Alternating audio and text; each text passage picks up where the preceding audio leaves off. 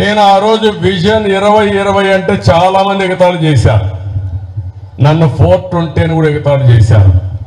కానీ ఈరోజు నేను ఆ రోజు విజన్ 2020 అన్నప్పుడు దాంతో అసోసియేట్ అయిన వాళ్ళందరూ బ్రహ్మాండంగా రాణించారు.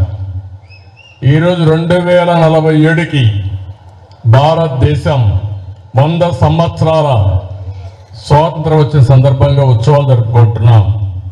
ఆ సందర్భంగా నేను ఒకటే పిలిపిస్తున్నా, ప్రపంచంలో ఎక్కడ భారతీయులున్నా నెంబర్ 1 కమ్యూనిటీగా ఇండియన్స్ ఉంటారు. దాంట్లో 30% తెలుగు వాళ్ళు ఉంటారు.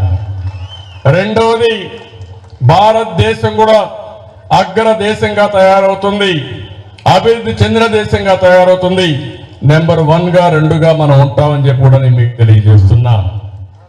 అదే సమయంలో ఆంధ్రప్రదేశ్ రాష్ట్రాన్ని కూడా మనం కాపాడుకోవాల్సిన అవసరం ఉంది. తెలుగు వాళ్ళు 50% జనాభా ఉండే రాష్ట్రం ఆంధ్రప్రదేశ్ రాష్ట్రం. ఆ రాష్ట్రాన్ని కూడా కాపాడే బాధ్యత తెలుగువారు ప్రపంచంలో ఎక్కడున్నా మీ మీద ఉంది. దానికి నేను పూర్తిగా పోరాడతా. నాకు మీ సహకారం కావాలని చెప్పి మీ అందరికీ విజ్ఞప్తి చేస్తున్నా.